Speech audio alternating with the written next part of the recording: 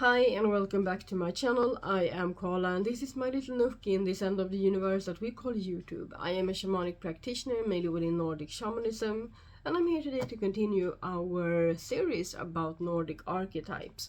And Nordic archetypes is a name that I have chosen because in this series I talk about animals, individual animals, but also animals as symbols. And in this series, this is the fourth installment in this series, and this is the last for this time, where in the fall of 2026 I will come back with another 4 episodes, and then I will talk about Hugin and Moonin. I'm gonna talk about Nidhögg, I'm gonna talk about the eagle in Nordic practice, and I'm gonna talk about the tree of life, Yggdrasil, as a symbol, and go deeper into that. But that will be around August, September, somewhere along those lines. Today I will talk about Ratatosk. If you don't know who Ratatosk is, then welcome to this video. In this video I will start by talking about what the sources say, and with the sources I, among other things, have some sources that talk about the ancient Icelandic poems, and I have other sources that mention other sources. So I have a variety of sources to help me with this, and then I will go into what Ratatosk has, the role he has in modern shamanism, before going into my relationship with him and how I work with him, and then I'm gonna talk about how we can summon, celebrate and honor him before I just thank you for viewing this video. So welcome, let's start. And I want to start by just quoting this book, Fornskandinavisk religion by Gro Steinsland, so ancient Nordic religion. And as always, I'm going to try my best to translate this for you. But everything is not beauty and joy. Threatening shadows are cast over the tree. Animals gnaw and eat on the roots and the branches. And this is Yggdrasil we're talking about. 4 deers are grazing on the leaves of Yggdrasil. 1 snake is gnawing on the roots. And a squirrel, faster than lightning, Ratatosk, runs up and down the trunk of the tree with gossip between its crown and its roots. So, yeah, and why does he do that? That has to do with the eagle at the top and Nidhögg at the bottom of the tree. So I will, as I said, talk more about the eagle and Nidhögg in future videos, but what I can say today is that they don't really get along. So it's about running up and down the tree with the quarrel between these two, and this is also talked about in Grimnismal, Grimnismal 32. So that is a series of poems, or it is one poem with different parts, and the 32nd part is about Ratatosk. And I have 2 different translations. Today I don't have the original Icelandic, unfortunately, and I say that because I have filmed the video for Hugin and Moonin and put it on my Patreon already, and in that I had an Icelandic original text that I read, but you won't see that until this fall.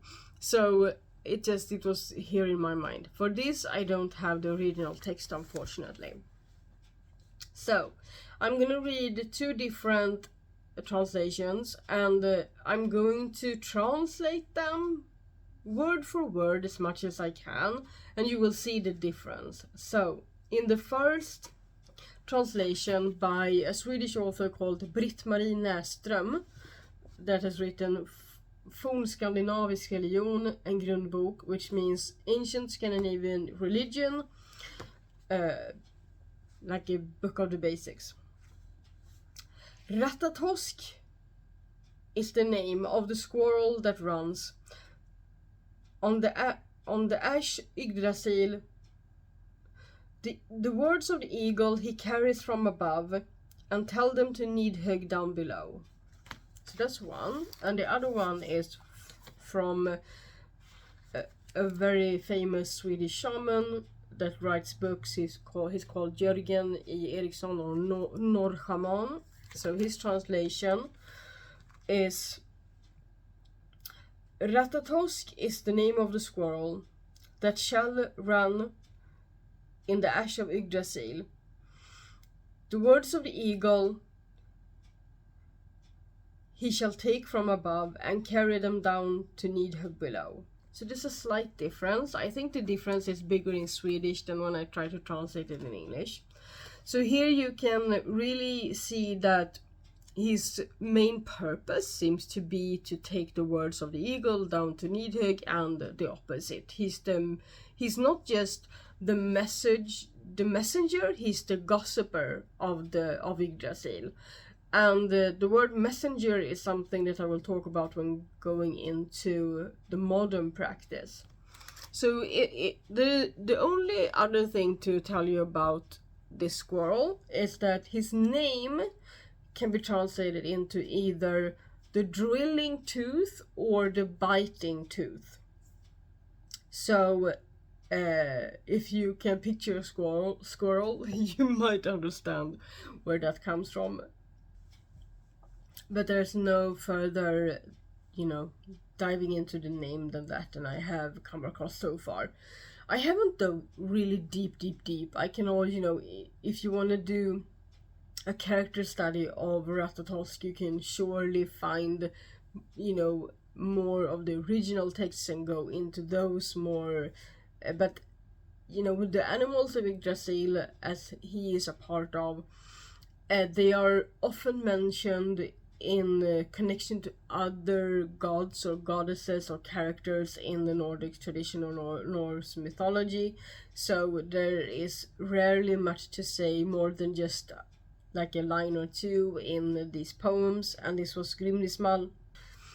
So Ratatosk, that is who he is. He's the squirrel that runs up and down the tree of life, apparently with gossip between the crown and the roots. And so what is his role in modern shamanic practice? Well, in the modern shamanic practice, I would say that his role is much more of the messenger than the gossiper. And I think every practitioner that I have spoken with, so not every practitioner in Sweden or in the Nordic countries, but the ones I have talked to about Ratatosk, they all work with him as the messenger that runs between the worlds. And he's often depicted as the squirrel with a messenger bag of a sort, that runs between the branches and the roots. And to know more about his role, I actually have to go into my practice and my relationship with him. So I'm going to declare that line here for my chapters. So the tree of life is big, right? There's not just, when we look at it, we can say, oh, there's the branches and there's the roots and that's the trunk. But the tree of life is a map of the 9 worlds when we talk about the practice of modern shamanism, modern Nordic shamanism. And Ratatosk is a being that finds his way in all of the 9 worlds. And we can work with him. I work with him in different ways, but I would say that the common aspect of all my work with Ratatosk is the messages part, or messenger. Because if I were to have another purpose while working in ritual or ceremony or seder or anything else, then I would probably be met by any other guide in the 9 worlds, because they have different purposes. We have the Pathfinder, we have the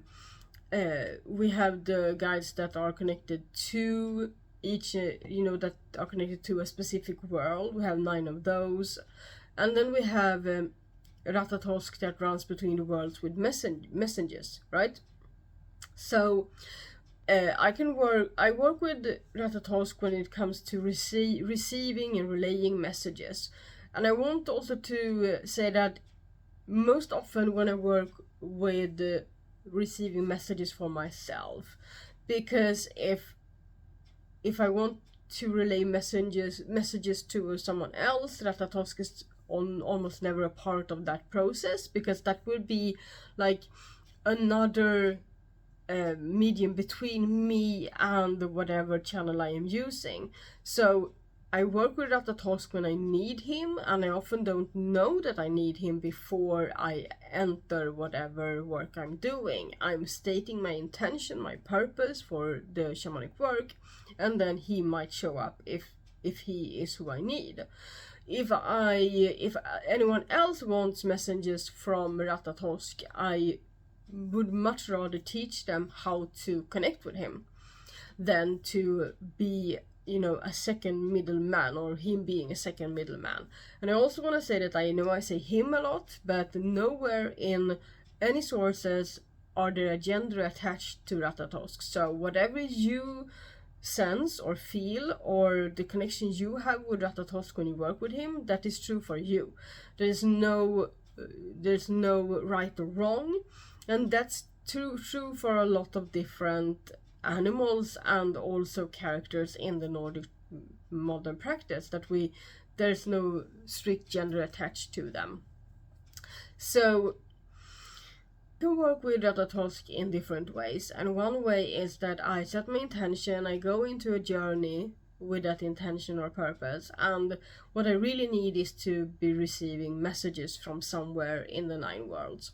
And then I can sit by the tree with my back towards the trunk in meditation or in real life outside, and I can receive the messages from Ratatosk and almost feel the little squirrel sit on my shoulders, chattering in my ear, and listening to what he has to say.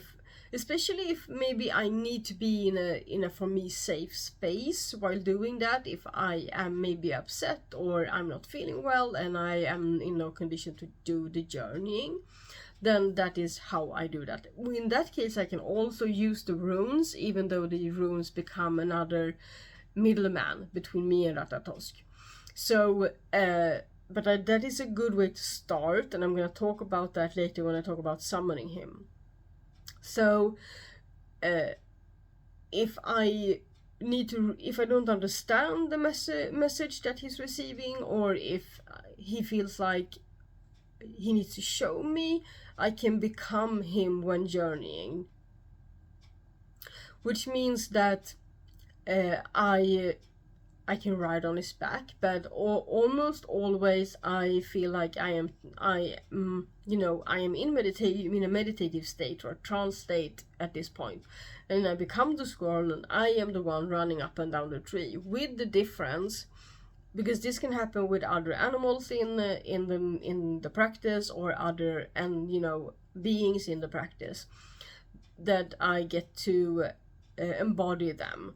The difference with Ratatosk is that he becomes almost like a shield or a protection, because I am him, but I am running up and down the tree of life, but he's the one guiding it, and he's the one taking me everywhere. So it's like a shield between me and whatever I meet, so that I don't take on the energies, because that is probably not the purpose of that journey, of that specific journey. The purpose is probably just to receive the message, but not take on the energy. So if he takes me down to the lower worlds to heal the goddess of death, of life and death, then the purpose of the journey is not to meet, heal, and receive healing from her or the energies, or take on something from the lower world.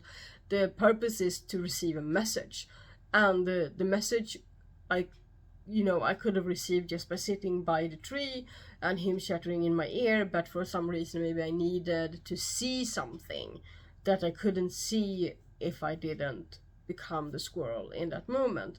But I am not the one deciding how long we should be there. He's taking me right back. So it's almost like I'm stretching my mind in that direction, and then it is being brought back. I think it's harder to describe than to experience. So that is two different ways of working with Ratatosk, but the common ground that all the work with Ratatosk has is the purpose of messages and that sort of thing, instead of healing work or bringing things from the shadow out into the light. That's not what he does. That's not when he shows up. So if I didn't say so already, for most of the work with Ratatosk, I'm not aware that I need him before he's there. I just state my intention and my purpose. And in the course that I am currently holding or hosting on my Patreon, when we welcomed one of the runes, we actually got to invite Ratatosk to work with us for a couple of weeks and to walk with us. And during those weeks, he, for me at least, because I also experienced together with the students as I'm guiding through, my experience with Ratatosk was that he was opening the channel wider for my intuition, so that I more easily took on and received messages for myself, so that I didn't have to do the journey. I could just sit by the tree of life, and the tree of life we always carry with us because it's a part of us. So how can we summon Ratatosk? When can we do that? And can we celebrate and honor him in any way? So I would say that you can absolutely summon, call upon Ratatosk when you need to. And before you work with him, I always state, as with any other archetype in this series, I say that it's important that you get to know the archetype first. So with Ratatosk, you can do that by using runes. And I say runes and not just any divinational tools, because runes is very Nordic. It's very typical for it's a big part of the Nordic practice to work with runes. So working with runes, doing a rune spread, and talking to or communing with Ratatosk during that is the best way to start. And maybe ask him for a message from each of the worlds, or just one world to start with, so that you don't put a strain on the relationship from the get-go. So that's a really good way to start. But you can also start by forming a relationship with the squirrels in your life, like in nature, putting up, bird feeders, because everyone who uses bird feeders to feed birds know how often the squirrels come instead. So honoring and celebrating the squirrels in your life and the squirrels in nature by offering to them and forming a relationship with them in that way can be a really good start, and is almost the best start. So you can do these two things at the same time. You can start by putting up something to feed the squirrels with the nuts and seeds, and then at the same time, or a few days after, you can sit with your runes and you can ask the runes, or you can invite Ratatosk into that. And overall, I think, as a really good celebration of an honoring of the animals of Yggdrasil that I have talked about in this series, and when I say Yggdrasil, I don't just mean the ones that we associate living in a tree, but in the 9 worlds.